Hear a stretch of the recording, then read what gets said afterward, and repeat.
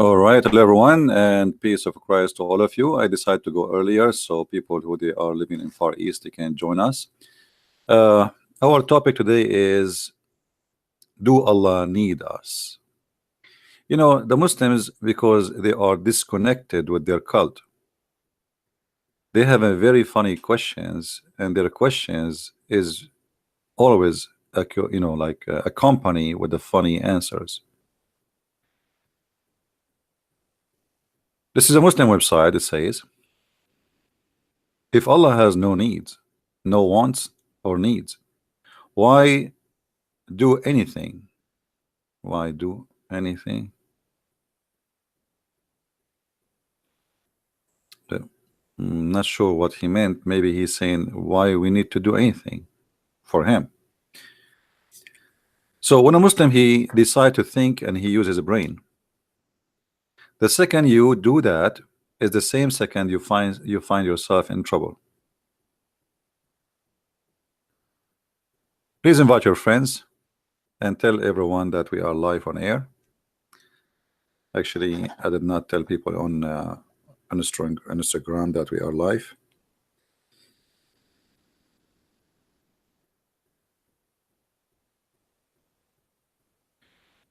All right.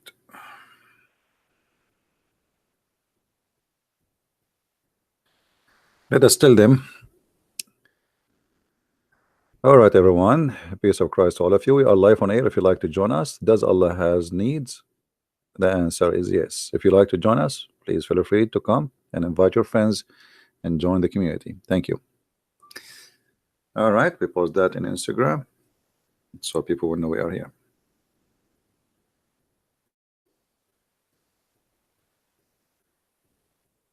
So does Allah really have needs, or he don't have needs? Now, if you ask any Muslim, he would say, sure, Allah don't have needs. I mean, what are you talking about? This is Allah. Allah has no needs. The fact, Allah is a needy God. Not only he has needs, he himself is not exist without the needs. And we will talk about some of those needs. Let us say the most important ones and the most funny ones. But before we go, let us read this article. This Muslim saying, I am little confused about the following. We know that Allah does not want or need our worship. But yet in the Quran he says, O mankind, it is you who stand in need of Allah, but Allah rich. You see, when between two brackets it says free of needs, this is not really what the Quran is saying. The Quran is saying he is rich. The second you say that Allah is rich, it's the same second you prove to me that Allah has needs. You see what rich mean? Think about it. When I say somebody is rich, that's funny, because rich is about someone he have money. Chapter 35 verse 15. Let us go to that verse in the Quran so we can understand it better.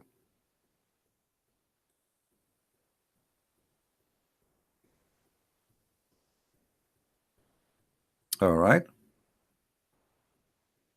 verse number 15.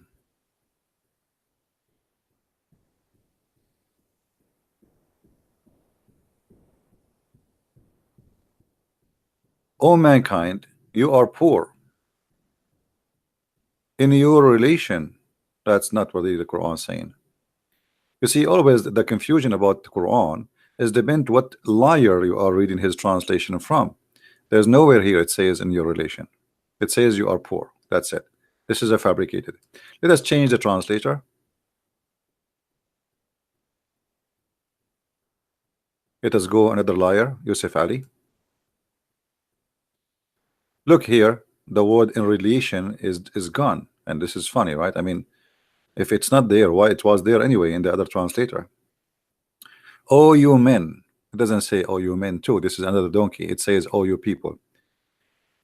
It is ye that have need of Allah, but Allah is the one free of all wants, worthy of all praise.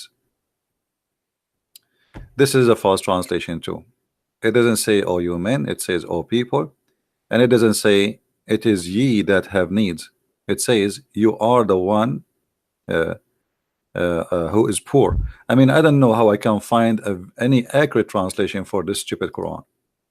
Not a single Muslim he can come with honest translation. I mean, what are you doing? I mean, are you using Google translation or something? Look at this guy. You are the one who stand in needs. Doesn't say that. It doesn't say that. But anyway, look at this guy. He says it is he all sufficient. It doesn't say that. It says he is the rich and he is the one who is, you know, we thanks. It has changed the translating. I mean, we have to play this game. What we can do? We cannot find one honest translation. O mankind, it is it is you who stand in need of Allah. But Allah is rich. Now let us just, because we have to keep changing translator. This is in this. So just take into consideration whatever is between the two bracket is not really in the verse. This is not in the verse. So, O mankind, it is you who stand in need of Allah, but Allah is rich. Okay. When we say Allah is rich with what? Who is the Muslim when I tell me Allah is rich with what?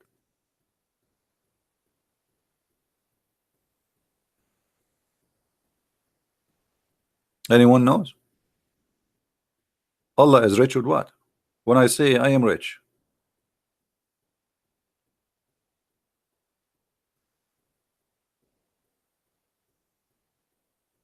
I mean the statement itself proving that Allah he needs, because you are rich because you collect. You are rich because you store things. You are rich because, you know, maybe I mean you are cheap. You are rich. You are rich. You have a good income. You are rich because you make a lot of money. But when we say that God is rich, what does that mean exactly? Let us see what other verse in the Quran says to understand this verse better.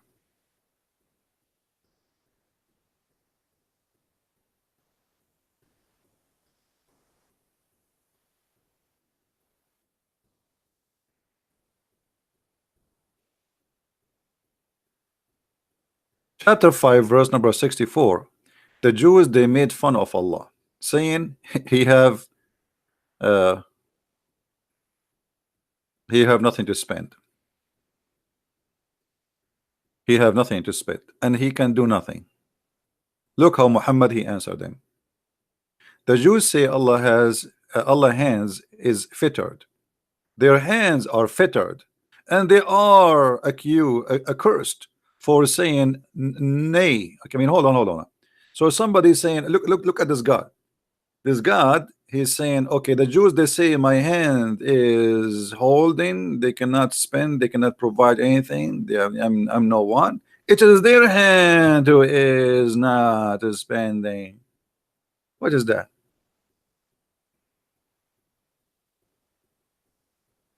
Are we listening, guys?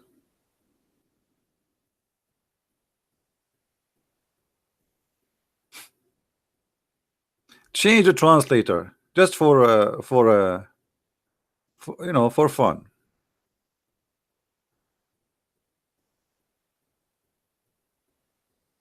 The Jews says Allah hands is tied up. Be their hands tied up, and they are accursed. What is that? It's like two women from all generations. They are fighting over the rope for the laundry. Your laundry rope is not good. My laundry rope is longer. What is that? This is God? The Jews, they accuse Allah that he can do nothing. Prove to them that he can do, not by saying no, your hand is okay, you are God, do something. Show them that your hand is not tied up. You know what I mean? You're God, do something. I mean, what is this verse for? This is the respond, a verse. Okay, thank you. Now let us show you that Allah he had needs. The Jews, when they say that about Allah, they have all the right to say so. Allah, he beg for money. Chapter 2, verse number 2, 4, 5. Who is the one who will give Allah a goodly loan? How you can give Allah a goodly loan? I thought Allah has no needs. So the first thing we found that Allah is bankrupt.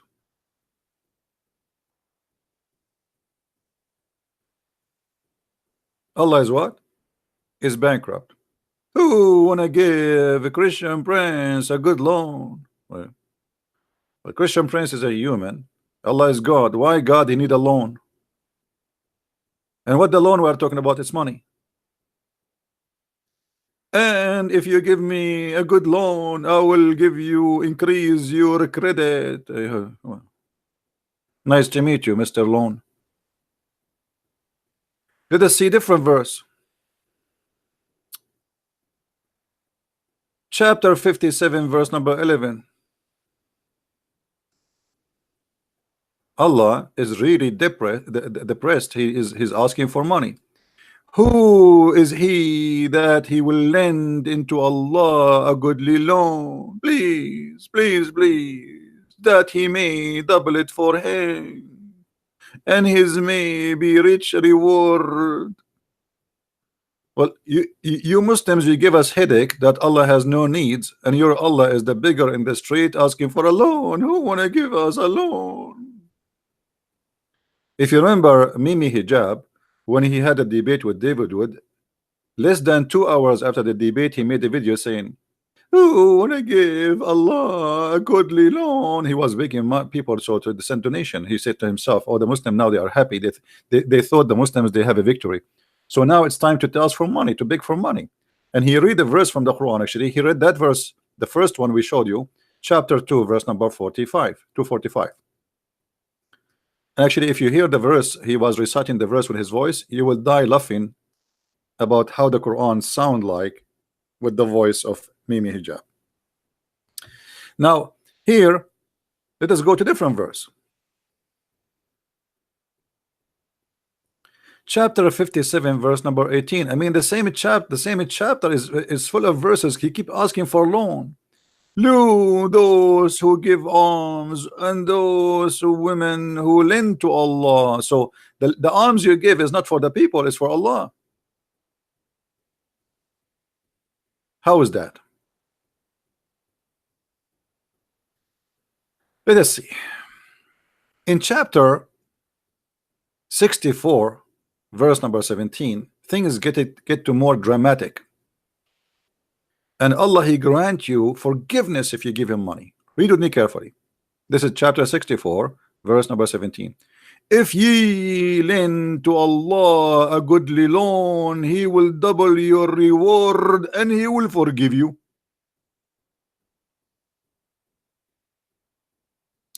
Now we have a brother. He just gave me a goodly loan. Let me show you the goodly loan. This brother, you know, I'm really thankful for those who help us. But here, our brother here, he gave me a goodly loan of $20. So if I am Allah, I will say to him, I forgive your sin because you gave me a goodly loan. I am Allah. If you give me another $20, I am Allah. I will double your forgiveness. If you give me $5, I will make your forgiveness so-so. If you make it $100, I will forgive you for the coming year. I mean, have you ever heard of a God like this?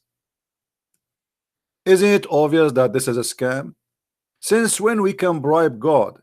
We give God money and he is supposed to, if we give him money, he forgive us?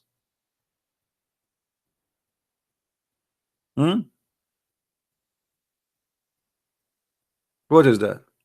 So they give us speeches that Allah he has no needs, but as you see, Allah not only in need, Allah is in a trouble need. This guy, he is suffering from badly bankruptcy mentality. He think he is homeless. Now here you need to ask yourself, the money is going to go to who? It's going to go to the pocket of Muhammad. But Muhammad, he claimed that he is not the one. I mean, this is for Allah.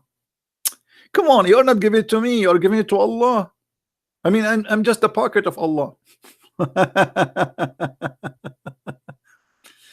So one of the needs proven in the Quran that Allah have needs is money.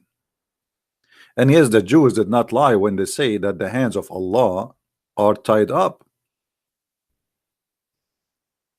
They are tied up in many ways. So number one, Allah has no money to the point he beg for money. Number two, Allah has no miracles, which means he have no ability. I will give you an example.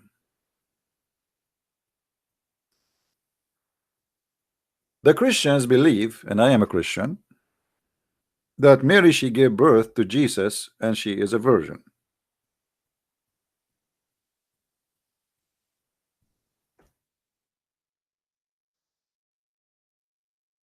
The God of Islam, he said, how he can have a son if you don't have a girlfriend? How he can have a son if you don't have a girlfriend? Chapter 6, verse number 101. The originator of the heaven and the earth, how can he have a child when he has no girlfriend? That verse actually fit perfectly with me. Christian Prince, how can he have a child when he has no girlfriend? So how you say to Allah, you say to us that Allah has no needs, but he is speaking about his bad luck, that he cannot have a son unless he have a girlfriend. So that proving that the Jews, when they say that the hands of Allah is tied up, it's true. It is tied up. Why? Because as you see, Allah cannot do anything without help of somebody else. In this case, he need a women who have a female gender private part, and then after he had sex with her, maybe she will give him a baby.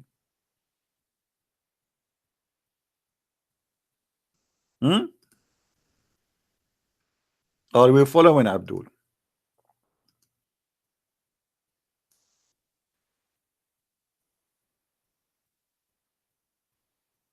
Allah in needs of a female in order to accomplish what the God of the Christian can accomplish without a female. You see, here you notice this is a God speaking, but look like he is a normal man, and that is Muhammad, the fabricator. For God is almighty, he do not need a female to have what he want to have. He do not need anyone to accomplish anything. So how you say to us that Allah is all rich and he do not need anything, but we find that his richness is stupid and it's a lie. He beg for money all over the Quran, and then he cannot have a son without having a girlfriend. What else? The God of Islam, he cannot punish us.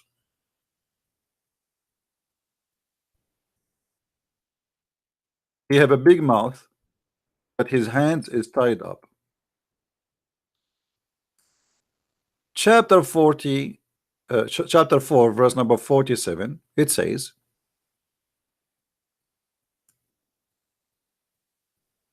"O Christians and Jews, believe in one we send to thee," which means to you, "before we destroy and erase your faces." The translation is not accurate, really. It says here, "Before we erase your faces, and we will make her upside down," which means your nose will go inside your head, your eyes will be gone, and your mouth will be tied up by stitches, like the same as you see in a horror movie. "And or we curse them the same as we curse those who they are broken the Saturday." Now here, some people they might say, "Oh, this doesn't say that. I mean, this is your Christian Prince interpretation." So let us see one of the biggest Abdul interpretation. Abdul knew better. You know that. Who knows better than the Abdul? Nobody. They are my favorite. Chapter 4, verse number Okay. Read carefully with me, Abdul. Your God, Allah, is badly in he is we should send him to the body shop. I think he have an accident. Look at this, because this is a statement said by somebody. Obviously he have a bad accident and he lost his mind. Oh, you have given the scriptures, which mean the Christian and the Jews, believe in what we have revealed, the Quran, confirming that what is with you. How the Muslim they say to us that the Bible is corrupt, and the Bible, the verse here says confirming what is with you. Let it go, let it go. Of the Torah, what Torah? It says the people of the book. It's mean Christian and Jews, not only Jews. Uh, we obliterate faces, erasing the eyes, the noses, and the eyebrows in them, and turn them inside out, and make them like naps of the neck of a flat plate.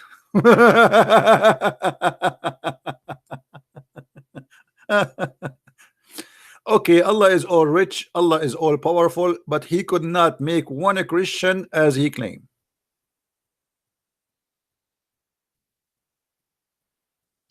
Let me help you. What does that mean exactly? I'm very good in art, right? I mean, all of you know already. Many very well-known artists, they used to come and learn from me art, and I am humbly, I teach them for free. I mean, I cannot charge people for that. I believe every citizen have the right to learn how to draw. So let us see. You are a human being. Okay.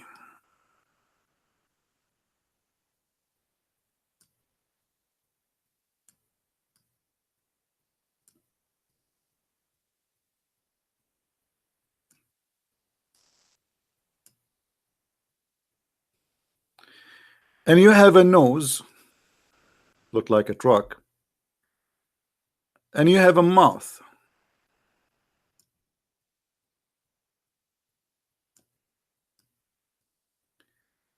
and you have ears,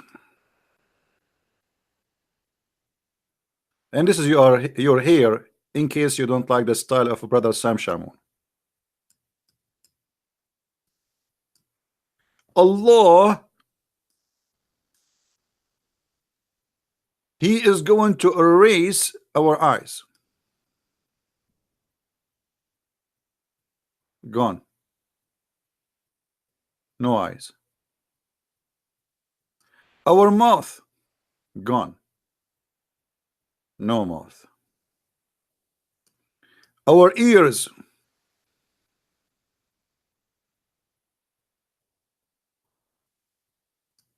and don't forget our nose will be gone too, and will be facing the inside, not outside out.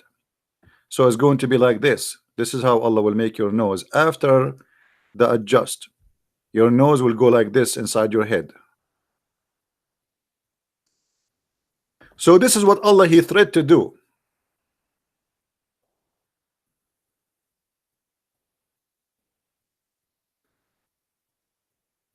It was just a stupid talk. If Allah is a true God, why he did not do what he said? Especially he's saying I will do the same as he did to the people of the one who broke the Sabbath. You remember the Quran says Allah he made the Jews pigs and monkeys. So this is not about judgment day, this is now, because already he made the Jews supposedly pigs and monkeys, which is stupid story. I mean, who in the world want to believe in such a garbage? So Allah, he have a need here, and the need is to scare the hell of you so you can believe in him. But obviously, because he is weak, he cannot do what he claimed to do. So he needed to scare you. He needed to make you worry. He needed to make you think about it. Okay, if I don't believe in Allah now, I will wake up in the morning, I find my teeth is gone, my mouth is blocked, my nose is upside down inside my head, my eyes is gone, my ears is flattened, and my face, oh, I forgot to tell you, he said he will make your face like a flattened plate. So let us make it like a flattened plate. Your face will turn like this. like a dish, empty. That's it. There's nothing there. Do you see? It says like a flattened plate.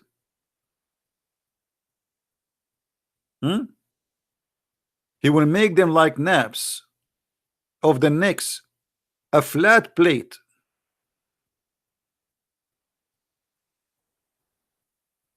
So Allah, he cannot prove himself. He threat, but he cannot do his threat, and this is obviously Allah in needs of deception and false threat, so he can blackmail you.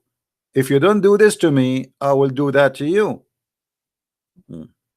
And we find that what he would do to us is lie, because can you find me one a Christian? Allah, he did that to him. You know, one day a Christian prince, he will die, and or maybe he gets sick or something. The Muslim, they will say, oh, see what Allah he did to Christian prince. See, brother, what Allah he did. I appreciate you, Abdul. Here now, if we go and see more verses in the most funny book in the history, it's called Quran, we will find that Allah not only he is in need, but he is in need to other people's stories. As an example,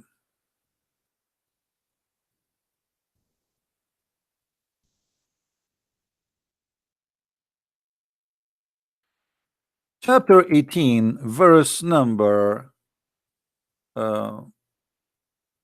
22.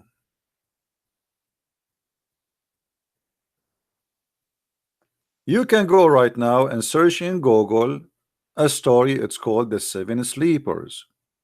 This is a fiction story. Some Christian believe in it, but it's false story. It's not true. It's a fiction story about 7 youth who they've been discriminated, or let us say persecuted, so they hide from the king in a cave, and they slept there for more than 300 years. The Quran copied a story, which is a fiction story, and put it in the Quran, claiming that Allah said that story. But this story, we know the writer, we know the author, we know it's written, we know what language is written in, and this is nothing but a fiction story. And Muhammad, he is in need, which means Allah, he is in need of a fabricated story to make a story of it. But look here how funny Allah is.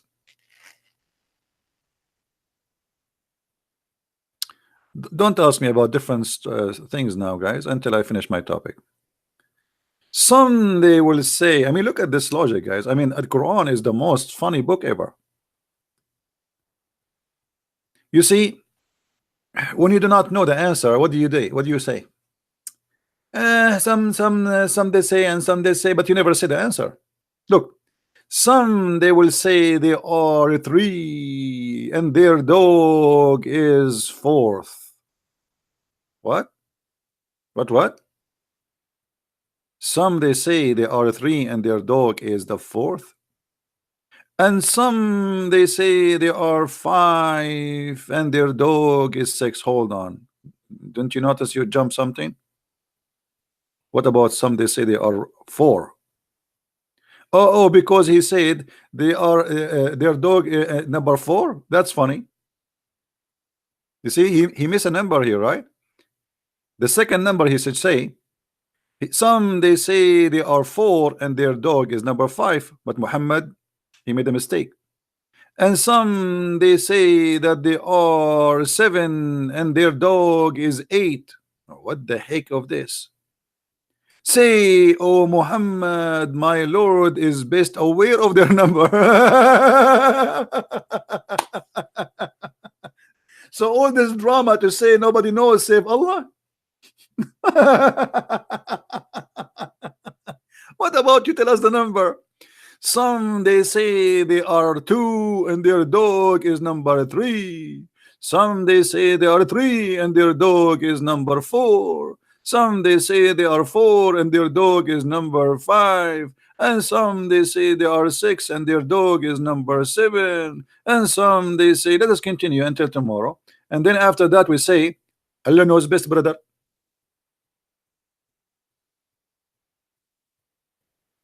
Muhammad is not sure really what is the number exactly, and he had to come with such a stupid statement to say, because they ask him how many they are. How many they are, Muhammad? So what is the answer? What is the answer? And look, just to make it more stupid, my Lord is the best of their number. None knows the number save a few. A second ago, you just said only Allah knows the number, and now you are saying the one who knows the number only few. Why? As long if you they knew the number. So what is the number? I mean, do you see how silly? Allah is the one who knows the number. My Lord is the best aware of their number. But you just said there's other people who know the number too.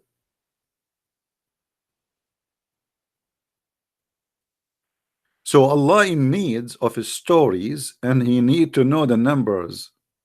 And the only way to avoid answering the numbers is to say Allah knows best about their numbers, and a few people knows, like Christian friends. And the same story goes in any, I mean, the same chapter, if you want, you can find tons of verses which is funny and stupid. Like, what if we go and see, just to scroll down a little bit in the Quran, and you will see how funny this book is.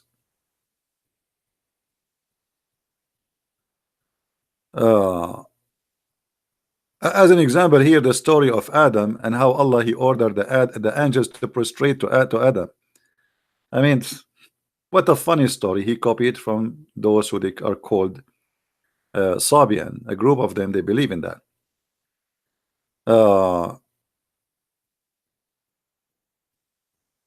Let us see. As an example, read this story.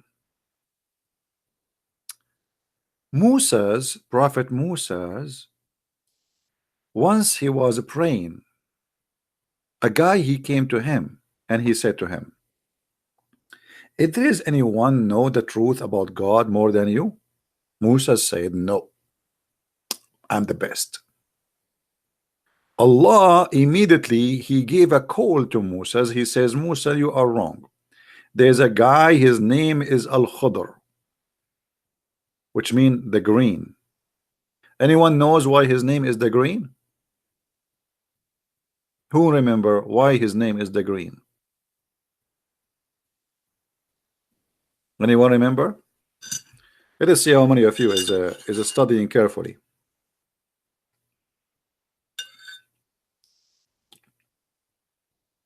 Sparky, please don't ask me about a question have nothing to do with my topic. If we finish this, you can ask me the question you want. I mean, let us speak as an adult. If we have a class about mass, let us finish the mass.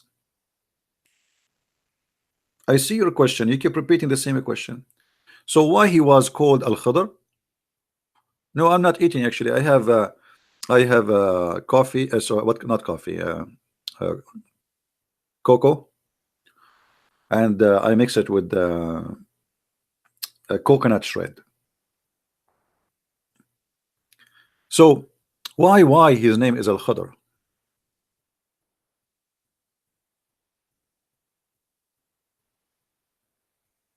His bomb grows grass. No, if he Al-Khadr, his name is like that because he drank from the fountains of youth. The one you saw in the movie, the Pirate of the Caribbean. It's exactly the same story. There's a fountain of youth, and the Muslim they believe in that. And this guy Al-Khadr, he drank from it. This is why they called him Mr. Green, because he drank from the fountain of youth.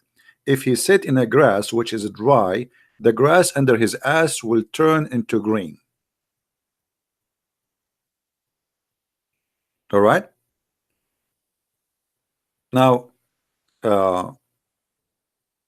maybe a Muslim he might say Christian Prince is lying. Brother, he is lying. Brother, he is lying. Let us see.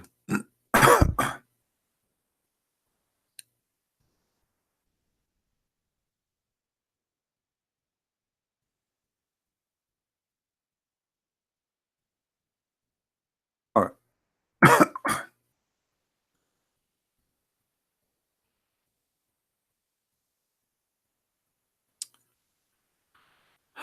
I'm trying to find you a story.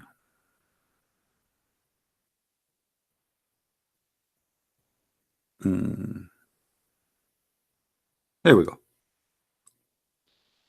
Who want the reference? This is Sahih al-Bukhari. This is Sahih al-Bukhari, and this is the hadith number. So a Muslim cannot say, oh, this is a lie, it's a weak story, it's not true, blah, blah. You know them, right? You know them. So Musa's a guy, he came to him and he asked him about if he is the best one who knows, and Allah told him no, there's a guy, his name is Al-Khadr. And then Allah, he said to him, if you want to learn, go and follow him. Allah said to him, O Moses, you have something of Allah knowledge which Allah has taught you and which I do not know, and I have something of Allah knowledge which Allah had taught me which you do not know. Moses said, but if I follow you, Al-Khadr said, then you, if you follow me, then ask no questions. So this is after Allah, he told him to go and follow the guy and found Al-Khadr. But how he found Al-Khadr, this is the story. You will see here, I'm just trying to make the story shorter. Ibn Abbas said Allah enemy tells a lie. Ubnay ibn Ka'b narrated that Allah messenger said to Moses, etc. Okay. And then he says,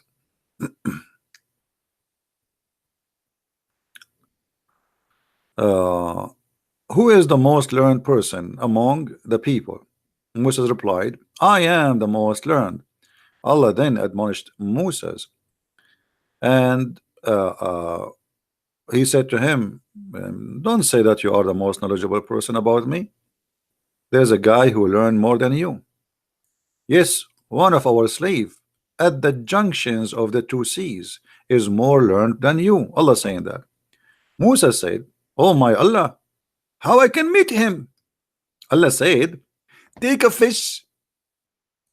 Brother and sister, Allah said, after Musa asked him how I can meet the fifth person who is very learned, Allah said to him, take a fish with you in a basket, and whenever the fish lost, follow it and it will find him in that place. What? How we can find Al-Khadr is not there's no map, there's no GPS. No, Allah is more high-tech. Take a fish with you. Take what? Take a fish. And by the way, it's not a fish, it's a whale. But anyway, and suppose it's a dead one. So take a fish with you. It's a dead fish. So how you can lose the fish? Later you will see. So take a fish with you, brother, in the basket, and whenever the fish is lost, follow it. How you can follow the fish? Is dead. Which means you will follow him and the fish will lead you to his place. So Musa set out along with his attendant Yeshua ibn Nun. Even the servant, his name Yeshua ibn Nun. Nun, if you remember, Nun is the name of the whale. Nun is a whale. And it's a whale. The Aramaic language, it's a whale, Nun. And they carried with them a fish till they reached a rock and rested there. Moses put his head down and slept. Sufyan, the sub-narrator, said, somebody other than Omar said that at the rock there was a water spring called Al-Hayat. What Al-Hayat mean? The life. There's a spring, it's called the spring of life. It's a water spring, the water of life. And none come and touch it, on touch with that water, but become alive. Now, by the way, this is a true story, because I myself I died many times. This is a true story, by the way. A brother and sister, I know a very authentic story about a person. He died many times. His name is the Christian Prince. And each time he died, they put the water of life on the top of him, and he come back to life, and may Allah curse him.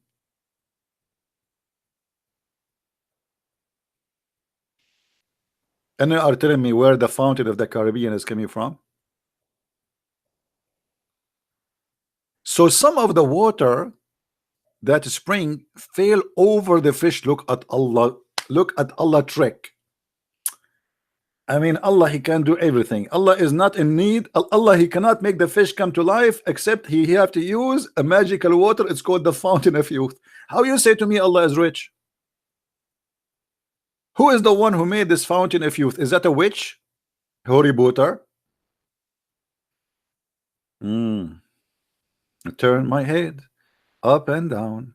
I turn it, turn it, turn it, turn it, turn it around, and all I can see a fountain of life around me. I touched the water, I became a green, and right now my name is Mr. Green. If you don't believe me, I mean, that's amazing, my friend. That's so beautiful. So some of the water fell over the fish, and you can imagine the second the water fell over the fish start like you know, she's coming back to life. She opened her eyes and she looked around her, and bingo, she is alive again. And the fish, she said, I cannot believe it. I cannot believe it. I want to say the shahada, ashhadu an la ilaha illallah wa anna water of life is the one who bring me to life.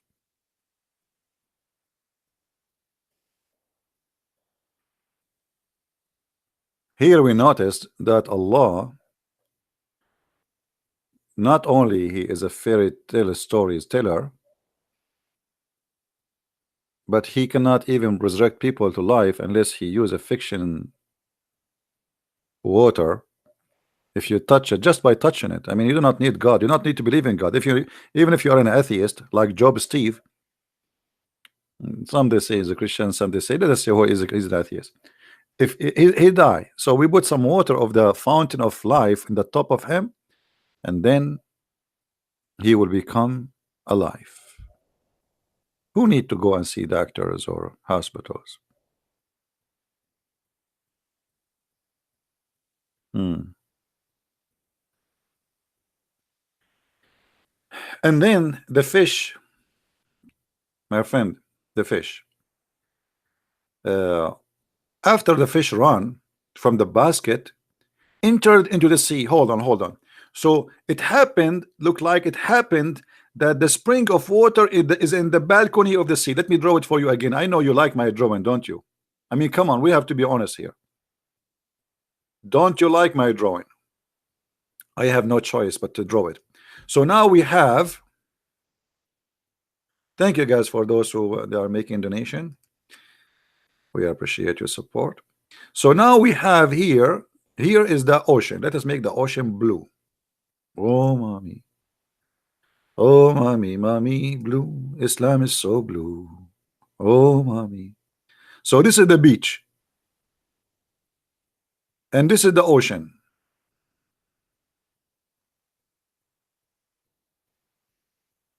The ocean here, brother. This is the ocean. Now the fish, obviously it was laying down. It was an orange fish, by the way. The fish was here in the basket.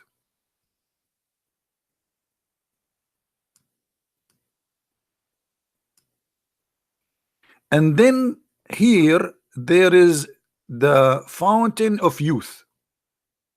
We will make it a green because, as you see, if it touch you, make you alive, and even the grass became a green. So this is the fountain of youth, and the fountain of youth is making like water. It's like a sprinkler, like the one who water your grass, and one of the drop of the water fall in the fish, and bingo, the fish start moving, her tail is jumping, her eyes is opening, and bingo, she start creeping into the sea, and she jump into the sea. And thanks to Allah, for sure this is a very true story. And if you don't believe me, I swear by Allah, it's true story. Here we go. What do you want more than this? You know, in the Middle East they say, ask a thief to swear he did not steal, he will be they will be happiest to do so. If that will release him. I swear. So brother, the story here is very, very true story, and we have to believe in it. Then Yeshua bin Nun, the servant, and and the Moses, they wake up in the morning and they keep going, and then when they want to sit to eat, he asked him to bring the fish, but Moses, I thought he should not eat the fish. The fish should lose. Why you are eating the fish, you idiot?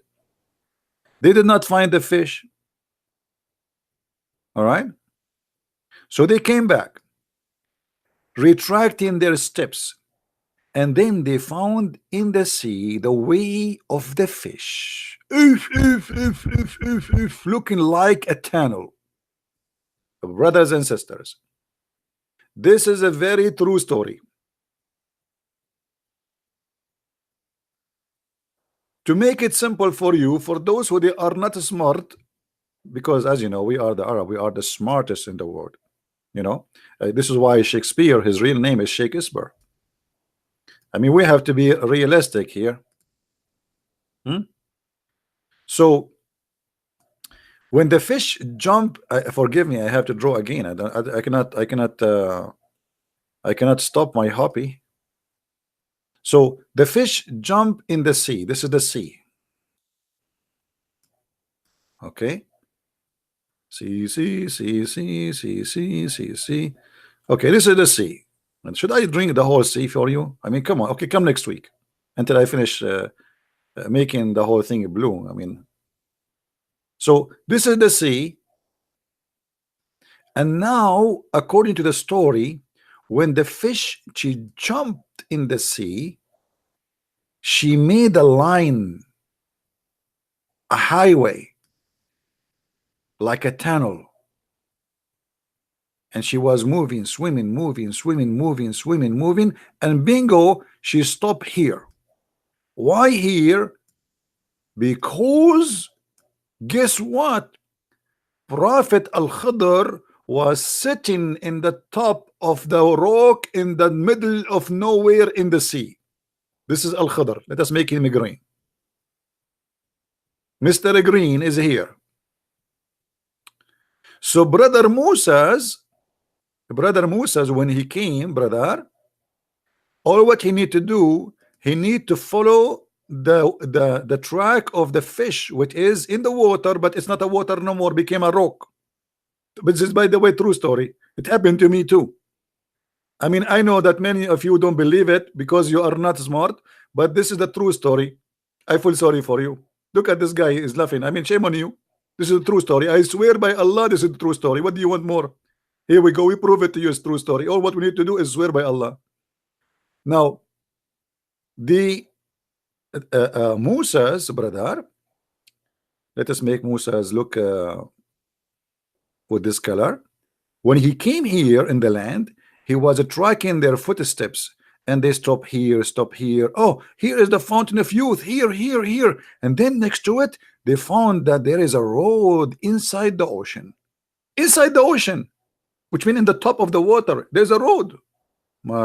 Alhamdulillah. And then they keep walking. Take a sleep, take a nap, walking. It's a long way. It's like in something in the beach. It's really far away in the ocean. They keep walking, sleep, walking, eating, pooping. You know, now he's doing poo. Okay, now he's trying to fish some fish from the ocean because they are hungry. Now here Moses is texting his girlfriend. Here they were asking themselves, take right or left, and then his servant, he said to him, Moses, what left or right, brother? There's only one road. Hello. Moses said, you are right. I don't know what to do without you. So he kept going because there is no right or left anyway. So he kept going, and bingo, he arrived and he found where is Al-Khidr.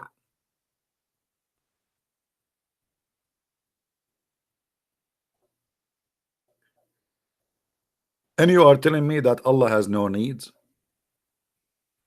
Allah needs in such a stupid story to make himself Allah.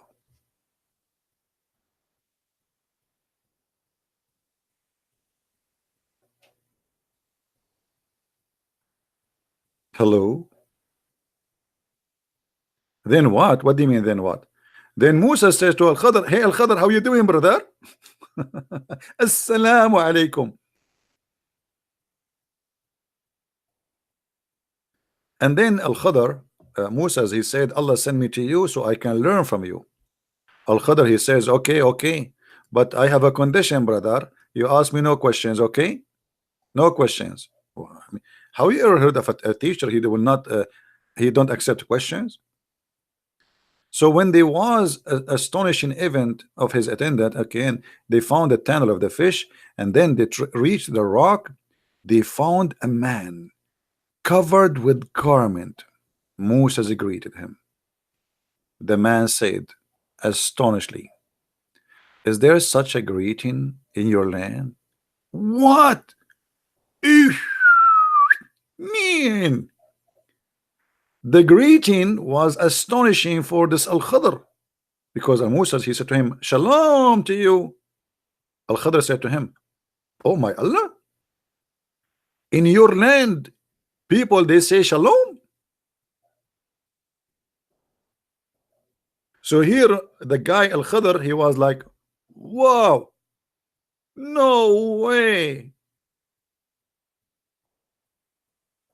And I mean, put yourself in the shoe of Mr. Green. By the way, when I was in the in early school, you know, studying supposedly English, you know, English in the Middle East is a funny way. The teacher himself, he needs somebody to teach him English. But anyway, he's the teacher. So in the book it says Mr. Brown and Mr. Green, and then I look at the picture. Mr. Brown is a white man and Mr. Green is not green. And I said to myself, why they are calling him brown and green? But now I understand, brother. Brother, now I understand. I mean, here we go. Al-Khadr, Mr. Green. Moses said, I am Moses, by the way. Brother, I introduce myself. I'm Moses. The man says, Moses of Bani Israel? If. The name of Moses was so famous all the way to Al-Khadr. He heard about him. He is in the middle of the ocean, nobody around him. But are you Moses? Oh, you Moses from the children of Israel? Moses said, yes, and added, may I follow you so you teach me something of the knowledge which have you been taught? And here chapter 18 verse number 66. Al-Khadr humbly he said, oh Moses, you have something Allah taught you I do not know, and I have something Allah taught me and I do not know. But already Allah, he says that Al-Khadr is more knowledgeable, but this guy is being doing taqiyya now. So he said to him, Moses, but I will follow you. Al-Khadr said, then if you follow me, ask no questions about anything until I myself speak to you concerning it. Chapter 18 verse number 70. After that, both of them proceed along the seashore. I mean, the story there is stupid, and you know, you can read it. But here you will find something very funny. A sparrow came and sat at the edge of the boat and dipped his beak into the sea. Al-Khadr said to Moses, my knowledge and your knowledge, all creation knowledge, compared to Allah knowledge, is not more than the water taken by that sparrow. And then Moses was started by the Al-Khadr action of taking an adze and scalding the boat. Look at this guy. Al-Khadr, he took a boat, and now he took like a sharp knife, or you know, and he started digging a hole in the boat. Moses, he could not believe it. They are going in the boat with people.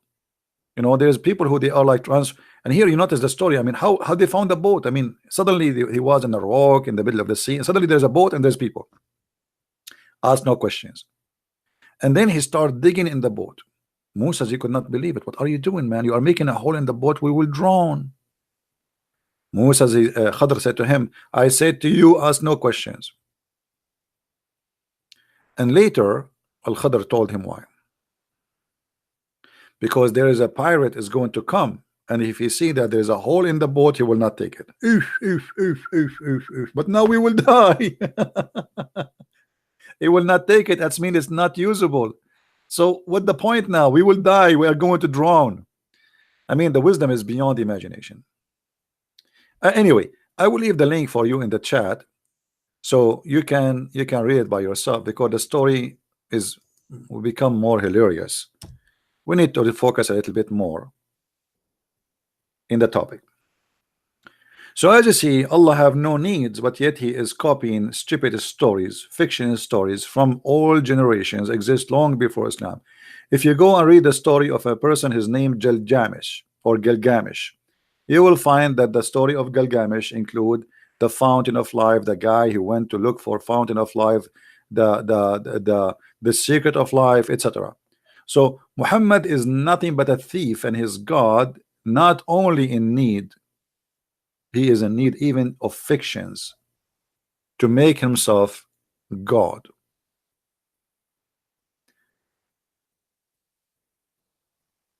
What about the story of Zulqarnain, where the sun set in a murky water?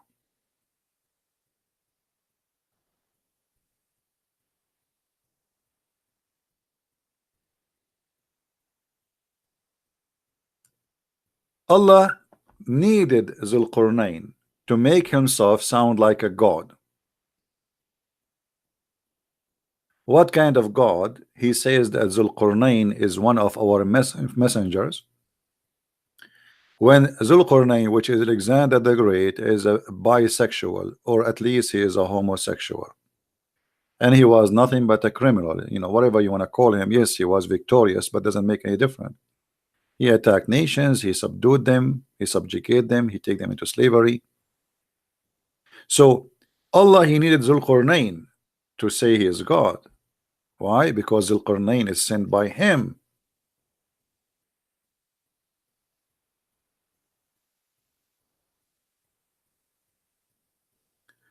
And then we found that Allah, he is in needs to go to school. Allah in the Quran, he says Zulqarnain, he follow a highway, a road, till when he reached the sitting place of the sun. Since when the sun have sitting place? The Muslim, they try to lie to you. They say, oh, this is how Zulqarnain he thought. No, read carefully. Allah is talking. Read carefully. They will ask thee of the Qur'an, say, I shall recite into you remembrance of him. Who's talking? Allah. Lo, we made a strong in the land and gave him into everything a road. So Allah blessed him, and he followed a road which Allah he gave him till he reached the sitting place of the sun. So Allah is acknowledging now there's a place where the sun set. And then he says, and he found it, the sun sitting in a murky water. The Muslim, they try to lie to you and says this is how it appeared to Zulqarnain. That's easy to get them busted with, because Muhammad, as usual, he cannot keep his mouth shut. So Muhammad, he said, narrated by Abu Dharr, he said, I was sitting behind the messenger of Allah, SAWFMOOOWS, Mercedes-Benz, who was riding a donkey while the sun setting. He asked, do you know where this is set? Guys, close your eyes. Please close your eyes. Imagine you are behind the Prophet of Allah. I'm so glad I am not in the front of him. Behind is more safe and secure. And then the Prophet, he speak to you and he says, do you know where this set? And like, point. And now because you are a fool, you do not know where this set. Huh? Prophet of Allah. I replied, Allah and his apostle knows best. And for sure, this is a very perfect answer, brother, because if you say something else, the Prophet, he will kill you immediately. He said, it's set. Hear the wisdom now. Please be quiet. I mean, come on, show respect to the wisdom. The wisdom is coming from heaven. This is a heavenly wisdom. It's set in a spring of warm water. And you know, all my life I ask myself a question: do the sun take a shower with cold water or hot water? And unbelievable. The Prophet, brother, he taught us right now that the sun sit in a warm water, which means she like to take a bath in a hot water, and that is priceless.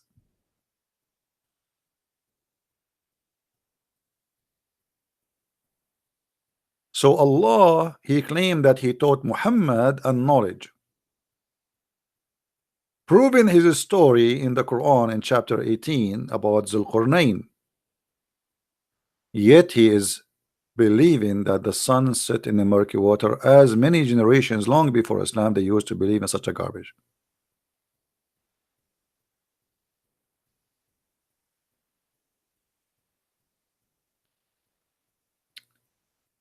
Let us move on so we can warp this subject up. What about Allah? He cannot fight his enemies.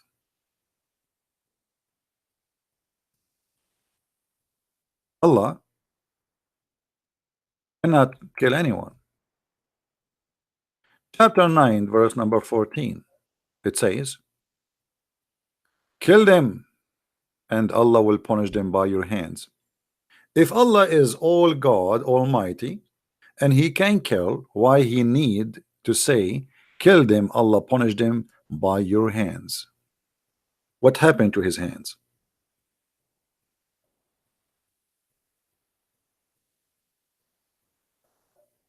Allah, he need your hands to kill me as a Christian. Abdul, your God Allah cannot kill us. He need you to kill us, for he is not Almighty God. This is Muhammad fabricating a verse saying Allah, he said that. Well, Allah, if you don't want that, I mean, he don't want us to be exist. He just, don't you Muslim, you say if Allah wants something to happen, he say be, and it was. So Allah, he cannot kill unless he used some fool to kill. Even we hear ISIS and Al-Qaeda repeating a verse.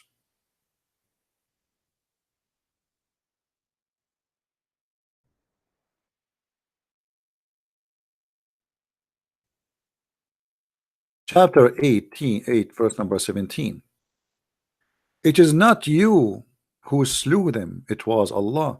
So Allah, because he is in this ability, yet he claimed it is him who killed them. It is not you who throw the arrow, it was Allah.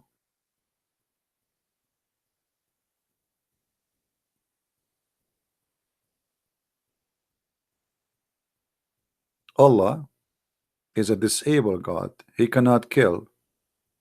It is not you who throw the arrow, it's Allah who throw the arrow. But all of us, we knew that this is garbage.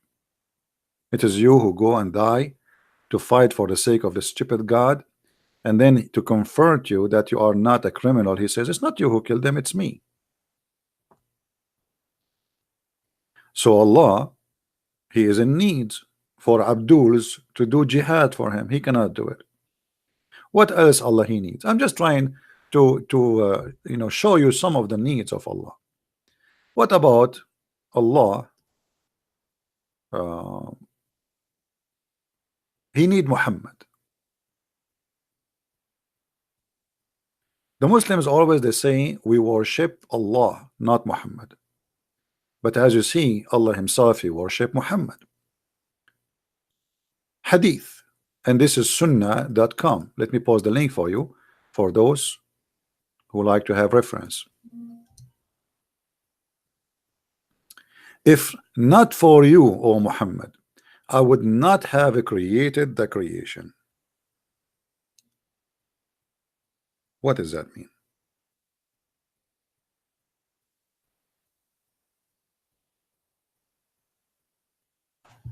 Allah without Muhammad is nothing. Allah without Muhammad is bored. Allah without Muhammad have no desire to live or to create. Allah without Muhammad is not even worthy. Allah without Muhammad will not be known. How we will know Allah if he did not create us? So why Allah he created everything? because of Muhammad. لولاك لولاك ما خلقت الأفلاك. What do the respected ulama, which mean the scholars of the religion and Sharia, says about this hadith? Which book this hadith, etc.? The answer. Read carefully the answer. This is not my answer. This is the Abdul answer. Indeed, indeed, brother. The Prophet of Allah, Allah pray on him and salute him, is the reason for the creation of Adam alayhi salam and the universe. If the Prophet of Allah was not to exist, then the Arsh, which means the chair of Allah, the Lawh, which is the book of Allah, and the Qalam, which means the pen of Allah, the sky, the earth, the heaven, the hell, the trees, the stones, and all other creatures would not exist. Are you telling me that even Christian Prince will not be exist? How horrible.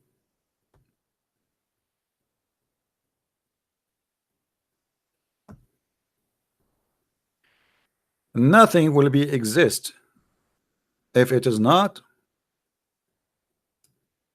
Allah.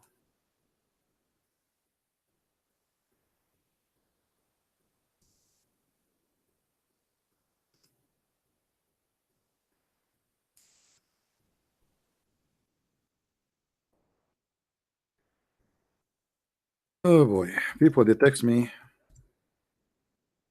in the middle of nowhere. Don't text me in Skype if you are watching YouTube, my friend. Let me go off out of Skype. It's annoying. So as you see, Allah, he himself, he need a motivation. What does that mean? I mean, if not Muhammad, Allah created no sky, no earth, no heaven, no hell. Even his chair, Allah will be standing up all the time. Why Allah he okay, hold on. Anyone thought about it? Why Allah he have a chair? Why Allah created the chair? When here they say that Allah he created the chair. Kursi is a chair, Arsh is a throne, Kursi is a chair. Why Allah he created the chair for himself only because of Muhammad? Anyone knows?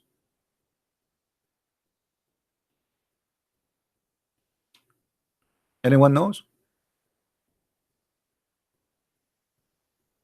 Why Allah he created his chair just because of Muhammad? Any Muslim have an answer?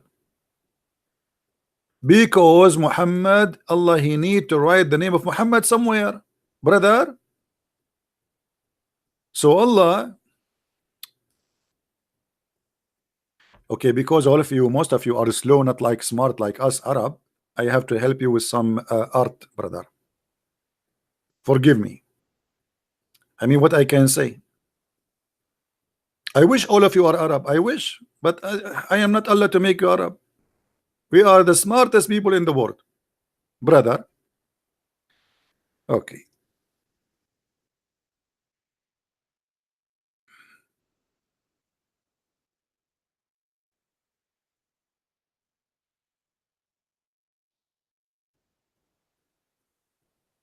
We are trying to find you something.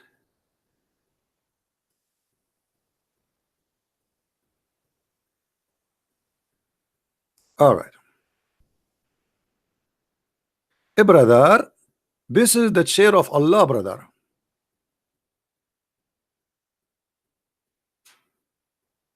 And I don't know if you like it or not. I mean, who care if you like it or not? This is how it is. You like it, you don't like it, you know, make a complaint.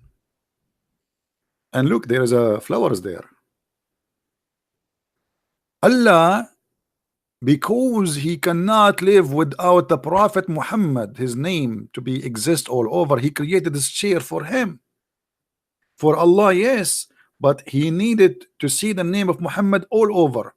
So he got a pen and he start writing there. On the chair, brother. On the chair. And for sure, brother, in Arabic. Muhammad.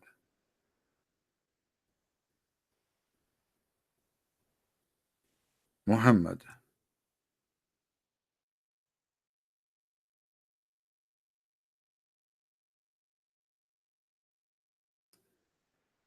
everywhere in the chair, brother. Muhammad. Muhammad. I mean, brother, you name it. Allah spent millions of years writing the name of Muhammad, brother. Muhammad.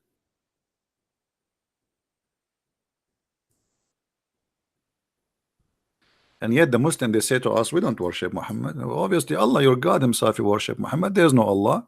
It's a fabricated name. The whole point is Muhammad.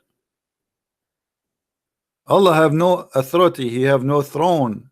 The throne, the reason he have a throne because of Muhammad. Allah, please don't sit, because if you sit now, you are sitting over Muhammad, and Muhammad will kill you. Have you ever heard of a stupid cult more than this? And the funny, the Muslim, they say to the Christians, you Christians worship a man. No, we don't worship a man. We worship God who came to us as a man. But you Muslims, you worship a man who is sexually maniac, mentally idiot, stupid in knowledge, mad in behavior, and even his sex has no proof of it, to the point the hadith says that the prophet, he used to imagine himself having sex, but in fact he never did. Oh boy, I would not like that to happen to me.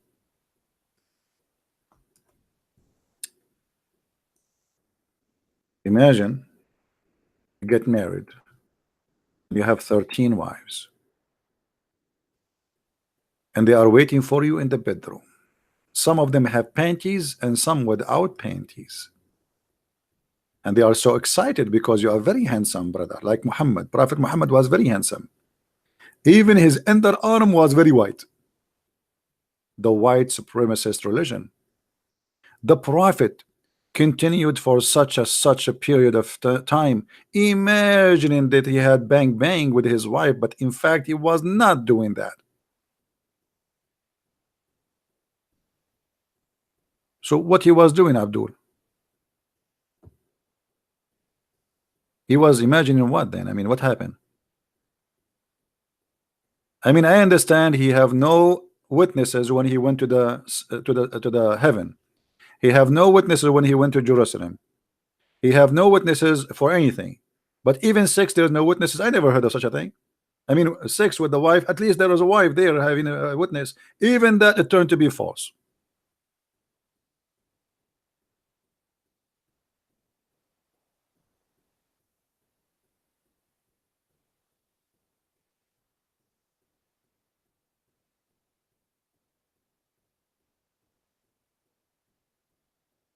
Any Abdul? Let us continue. Oh, I just remembered, you know, like sometime I don't remember things. The reason, especially if I borrow money from you, I don't remember it. I'm like Muhammad. I remember only to say to you, give me a mortgage. After you give me the mortgage, I don't remember anything about it. Look what happened. Do you remember when Muhammad, Allah wanted to send him to take him to heaven, what Allah he did to him? Who remember?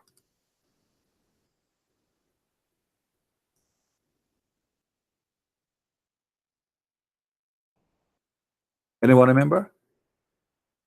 When Allah he wanted to send Muhammad to heaven, what he did to him?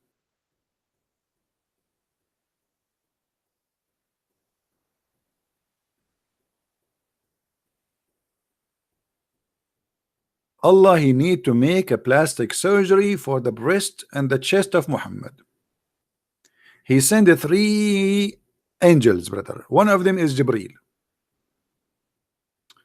And then they came to Muhammad and they lay him next beside the well of Zamzam. Zam. It sounds like Chinese sometime. From among them, Jibreel took a charge of him. Jibreel cut out open the part of the body of his body between his throat and the middle of his chest. In different hadith it says all the way to his testicles. And he, brother, took all the material in his chest. the abode, and he washed it with Zamzam water. Hold on, hold on. Allah want to take Muhammad to heaven. Allah do not need anything.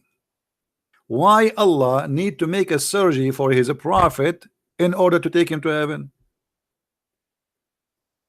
And now he is using water to wash the material. What is the material there? Are you serious? Allah, he used water to wash the material in the chest of the prophet? Are you sure?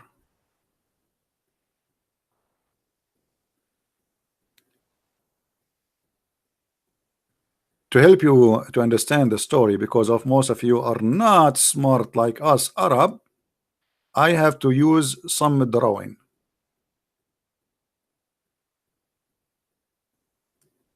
Jibril brother, he come and he have a very big knife with him like ISIS.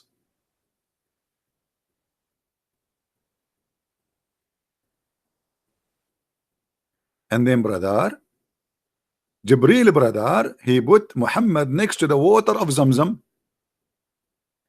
and he cut wide open his chest, and he start taking the material from his belly, and then he put it in Zamzam water, and then after he wash it, he put it back.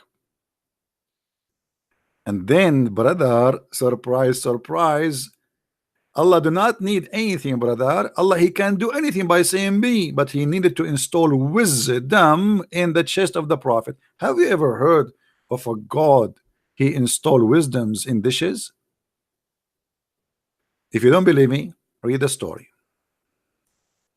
It says, after he washed it with his own hands with the water of Zamzam, he cleansed the inside of his body, like the body of Muhammad looked like was very, very, very awful, you know, garbage, you know, plastic, you know, Allah knows what the prophet was swallowing at that time. And then a golden tray containing gold bowl full of belief and wisdom was brought, and Jibreel stuffed it in his chest and his throat blood vessels. Okay, hold on. Allah do not need anything. Why Allah he needed to do a surgery for his prophet to take him to heaven? And since when wisdom and faith they come in dishes?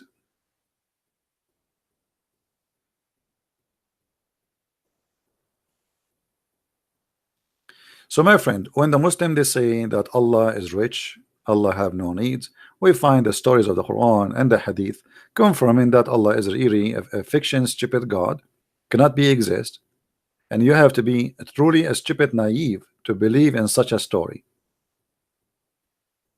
How they say to Allah, say to us that Allah, if you want something, he say be is going to be, yet he cannot say to Muhammad, okay, have a clean chest. And what a clean chest mean? I mean, what does that mean? Muhammad was filthy, dirty. What does that mean? Inside him there's a sewage. What exactly they wash inside? I mean, well, this is stupid. And then what? They install a dish of wisdom and faith in his chest. Who is the city when I believe in such a garbage?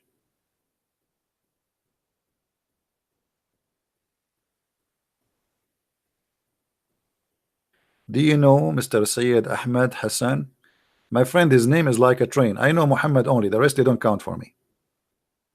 Who need any of those if we have Muhammad?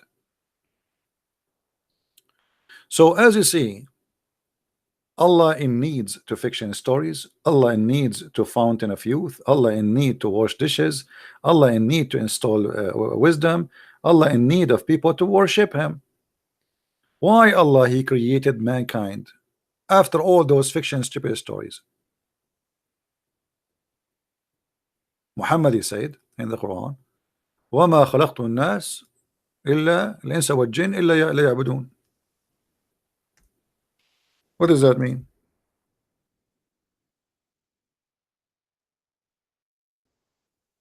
I created not mankind except to worship me. So Allah he need to be worshipped. That's the only reason. Allah, He needed, He's lonely. He created people just for a purpose, to satisfy His needs. I created the jinn and mankind only that they might worship me. If you go in the hadith, that will be explained better by this hadith. The Messenger of Allah said, by the one whose hand in my soul, which means he swear by Allah, were you not to commit sin, Allah would replace you with people who would commit sin and then seek forgiveness from Allah and would forgive them. So if you don't commit sin, Allah will destroy you. Why Allah He don't like you not to commit sin? What's wrong with Allah if you are a good person? Because the purpose of you is to worship Him and beg for His forgiveness. Please, Allah, forgive me. So this is in total consistent with the verse in the Quran where it says Allah He created mankind and genie, chapter 51 verse number 56, only to worship me. It's just for His benefit, not for your benefit. What is the benefit? Allah He need a benefit from you to be worshipped, to beg for forgiveness. And this is why if you don't beg for forgiveness because you did not commit sin, if you do not commit sin, you don't beg for forgiveness. And then Allah, what He would do for you, there's no need for you. So begging for forgiveness is the way Allah He wants you to be. He have a need.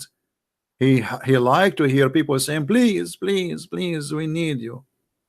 That is a mental illness. He's not creating you because He like you, not because He's good to you, not because He's a nice God, but because He needed your worship and begging.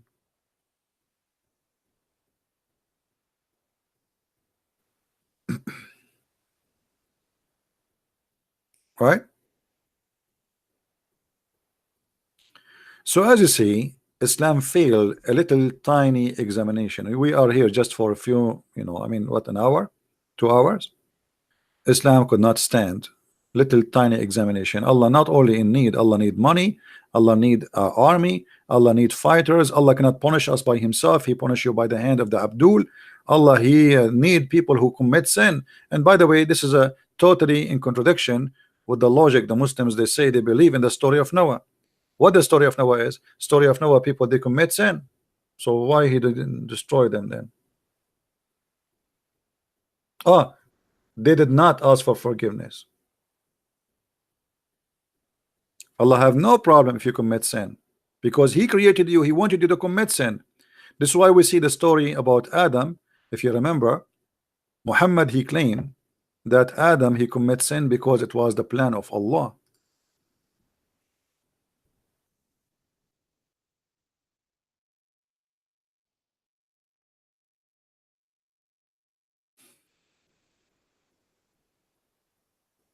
Do you see it? 40 years before Adam was created, Allah He wrote his destiny. So even the sin of Adam was a plan of Allah, because He want him and his offspring to commit sin, so they will beg Him for forgiveness. Do you blame me for a sin which Allah I should do? I should do. It's decreed by Allah. I should do. It's not a choice. I should do. Do you see it? Funny, stupid story. So my friend, I want to say thank you for all those who joined us today. Thank you for those who support us with donation. Thank you for those who download the video, share it around. And for those who speak Spanish, soon, very soon, and maybe in 72 hours from now, my first translated book into Spanish will be out on Amazon. So if you are a person who speaks Spanish, please tell your friends about the book. And this is the cover as you see on the screen. And those who speak French, please help us to tell the people about the French book, because most of people who listen to me are English speaking people. So very few they knew about the French book. If you speak French, please tell your friends. And for sure we have our books in German, which has become very well known in Germany, and we have in Swedish, we have in Dutch, and God is willing, we will have in all languages of the world. So what we share with you here is little of a lot, and if you like to learn more, we have the books to give you a reference to be handies. Now remember, the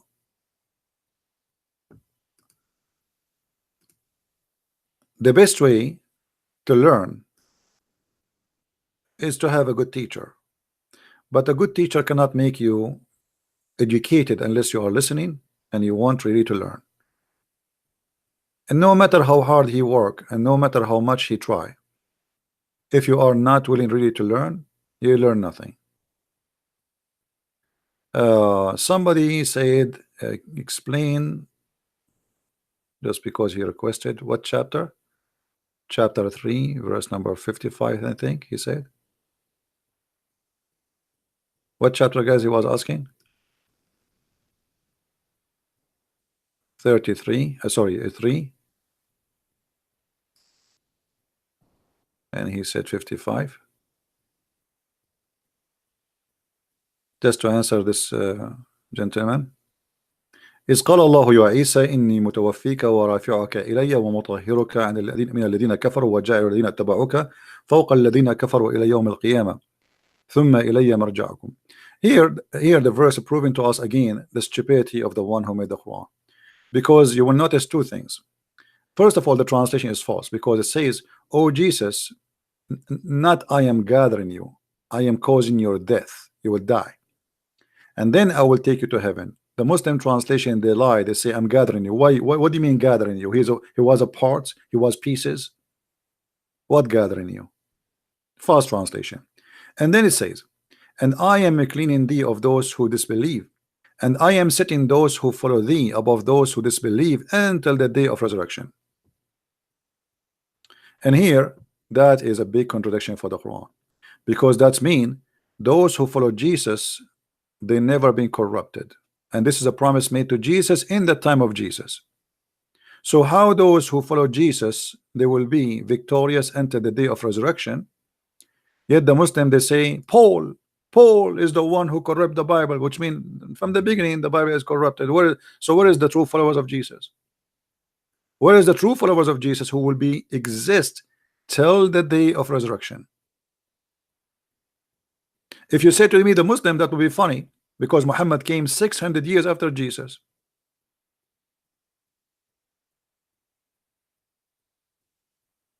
Right? A Muslim saying I'm a big liar. Okay, you can say that as you wish, but you cannot prove me to be a liar. It's your prophet who lied when he said there's a flying carpet. Who is a liar? It's your prophet who promised you endless penis, big ass 1 mile. It's your prophet who promised you 70 years orgasm. All of this is not a lie for you and me reading your verse in the Quran. Make me a liar? That's funny. You don't dare to call me. He's a potato. Oh, there's no screen. Sorry, guys. There's no screen. Forgive me. There's no screen. All right. Yeah. As you see here in the screen, let's read it again. It says, and remember when Allah said, "Oh Jesus, I am gathering thee." It doesn't say that in Arabic. It says, "Inni mutawaffika." Mutawaffika, which means causing your death. وَرَافِعُكَ إِلَيَّ, and then I will take you up to me. This is a false translation. And then here it says, "And cleansing thee from those who disbelieve, and I am setting those who follow thee above those who disbelieve until the day of resurrection." That's mean the true Christians will be always victorious, and there's no false Christianity will be exist. And that is a contradiction for all what the Muslims they say to us, proving from their book that we are the victorious since the time of Jesus until the day of resurrection. So where is the Christians who follow Jesus? If you say those are the Muslims, that's can't be true, because this is about Allah promising Jesus in the time of Jesus. The Muslims are not following Jesus. They don't have a book. It's called the Book of Jesus to follow Jesus. They are following a guy. His name is Muhammad. Believing in Jesus does not make you follow Jesus. Secondly, is speaking about from the time of Jesus until the day of resurrection, which means including the period of 600 years before Muhammad show up. So why they lie and they say Paul corrupted Christianity?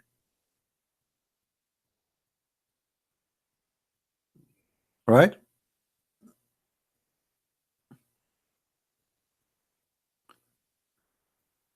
Someone saying we must forgive, we must love.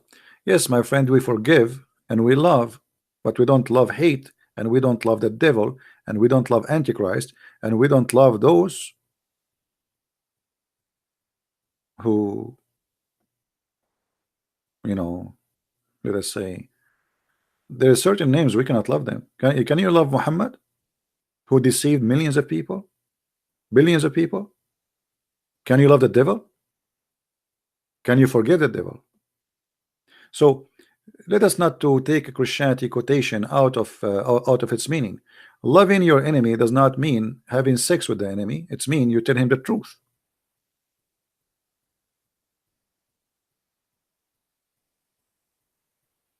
Right? If you love your children's, it's not by giving them hugs, it's by guiding them to what is right to be done. Your son is taking drugs and you say I love you, do whatever you wish. That's not love, that's hate. If you love someone, you save him. You don't lie to him.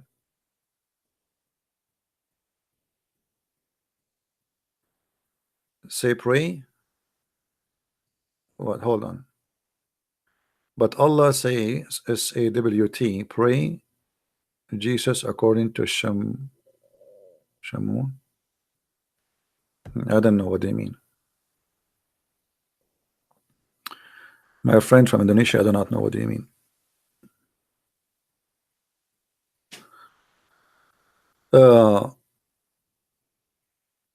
Another question before we go. A person, he asked me that the Muslims in Indonesia, they ask him about the Song of Songs or the Song of Solomon. My friend, it's a song. It's written by a king, not by God. It's a poet written by a king. This is number one. Number two, it's not about women. It's about a city. Number three, Muslims, they used to make fun of the Song of Songs for years and years. And then suddenly there's a guy, his name is Didat. He found that the name of Muhammad in the Song of Songs. And suddenly the Song of Songs became holy. So the Song of Songs was for the Muslims a book of porn. But after one of them claimed that he found the name of Muhammad in the Song of Song, suddenly the Song of Song became holy song. Because they are hypocrite and liars.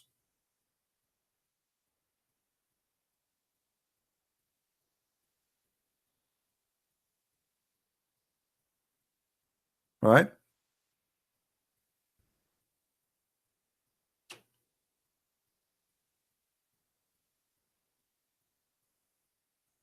Now you do not need to answer this guy who called himself liar. The whole point of him is making you say the name he like you to say.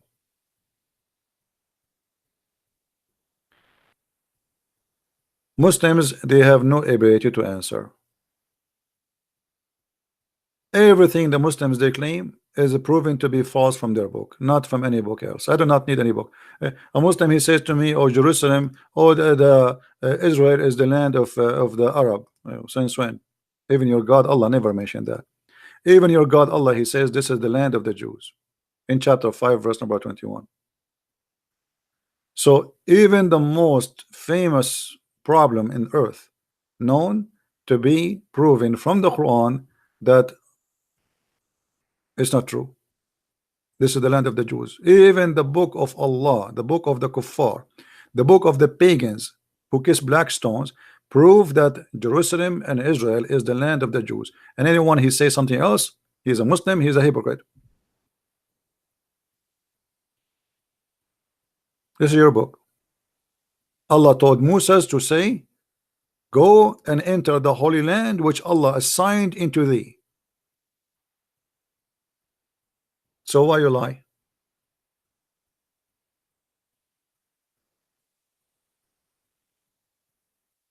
You name it.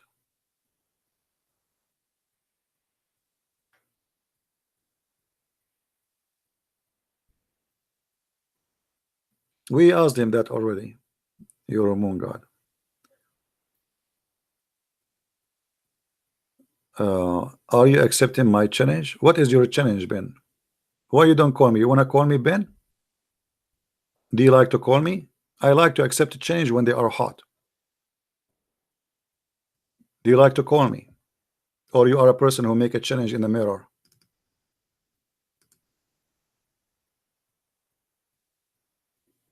Hmm? Are you really challenging me? Do you accept my challenge? What's your challenge? Do you want to call me? If you can call me, I will stay just for you. What do you say, guys? Do you think this guy is serious, or he is just a kid? We always accept Muslim challenge. Doesn't matter who they are, how old they are, how small they are. I need a snack for today before I go. So do you dare? Do you dare to give me a snack before I go? My Skype is open.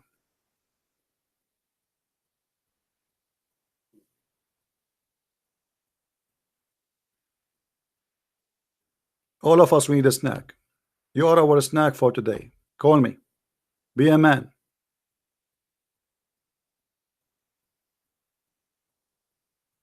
Be soft. Yeah, actually, I'm using. I'm going to use Vaseline when I debate him. What happened to you? Where is your text? A second ago you were challenging me. Now you are not. I don't see you moving. What happened to your tail?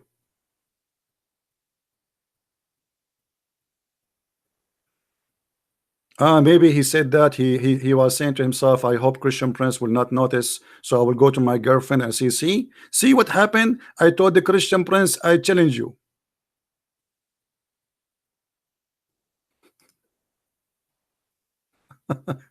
Go to your 4 wives and I will not mention anything. Whatever happened in Vegas will stay in Vegas. Okay, brother, go to your 4 wives and tell them I challenge Christian Prince, and the coward he ran away from me. Who are you? Don't you see your big scholars? They are running away like cats. I don't even dare to challenge myself. I will lose. Once I debated myself in the mirror, I lost. I was so upset I broke the mirror. So what happened? Even your text is not working. What happened to this guy? He's dead now. He's playing dead.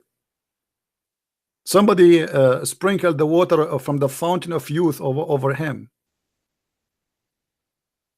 Anyway, guys, I want to say thank you for being here. May the Lord bless you. And until we see you soon again. If I can go again on air today, I will go.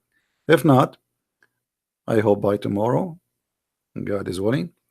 And until we see you again, Christ is Lord, Islam is false. And thank you very much for being here. Take care. Bye-bye.